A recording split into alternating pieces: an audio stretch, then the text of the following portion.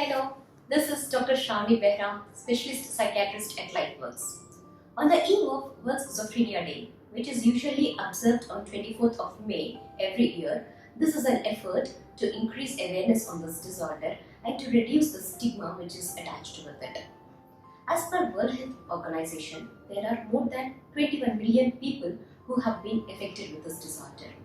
So what exactly is schizophrenia and what factors contribute to this illness? And what are the symptoms with which it is manifested, and what are the treatment options available? I would like to explain these objectives one by one in this video.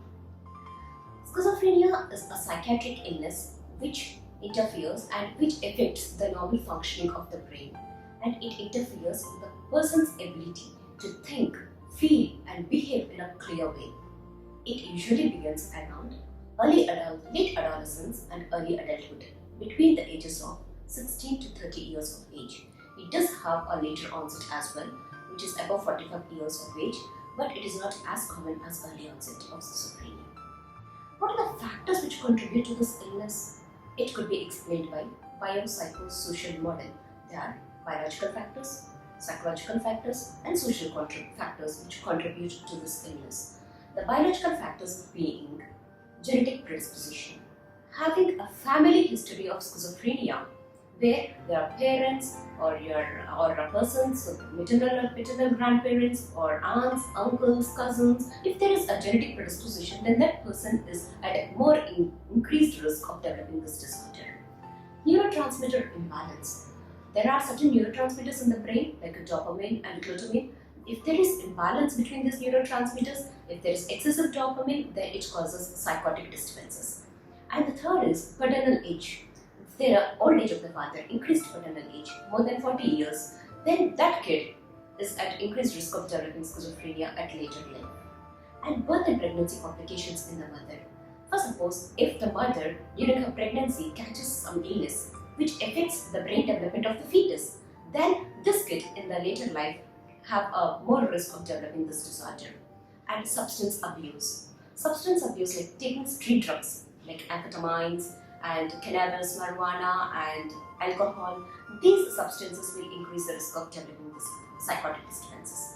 And finally, most important is childhood abuse, where the childhood is a phase when brain is quite vulnerable and fragile to the damaging effects. So if there are any abuse at this point of phase of life, then these kids are at more risk of developing this kind of disorders in later life. What are the symptoms with which it gets manifested? There are positive symptoms and negative symptoms. Positive symptoms are delusions, hallucinations, disorganized speech, bizarre behavior, and increased agitation, aggression. And I would like to tell you one of these most common symptoms in a detailed way. One is delusion. Delusions are that the false beliefs which are not based on reality and they are held on inadequate grounds.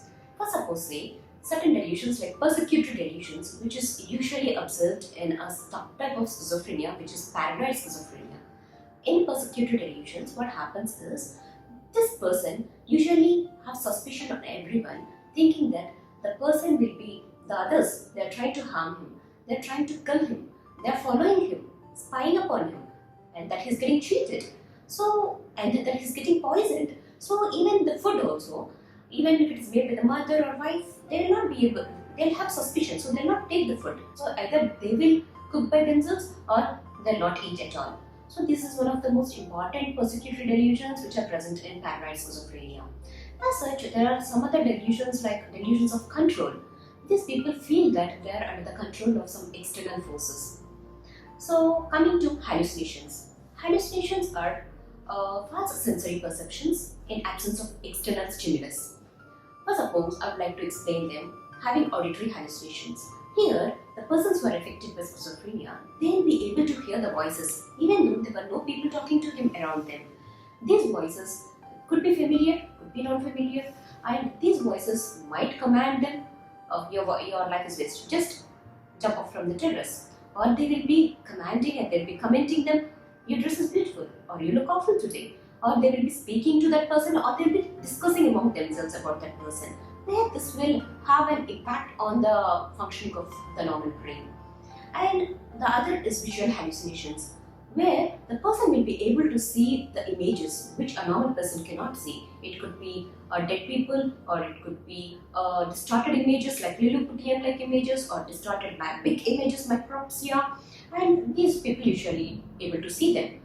Coming to tactile hallucinations, where the person will be able to feel that somebody is touching them, or some bugs are crawling under his skin, or somebody is trying to choke him up, even though there are no one.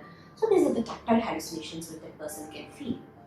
So these are the positive symptoms. Coming to the negative symptoms, the person will be emotionally flat and emotionally blunt and socially isolated from others, not trying to mingle with anyone, having poverty of thought, because of which the speech will not be clear, there will be poverty of speech, and there will be lack of motivation, lack of interest, at least even to do their daily routine activities like taking bath or taking food.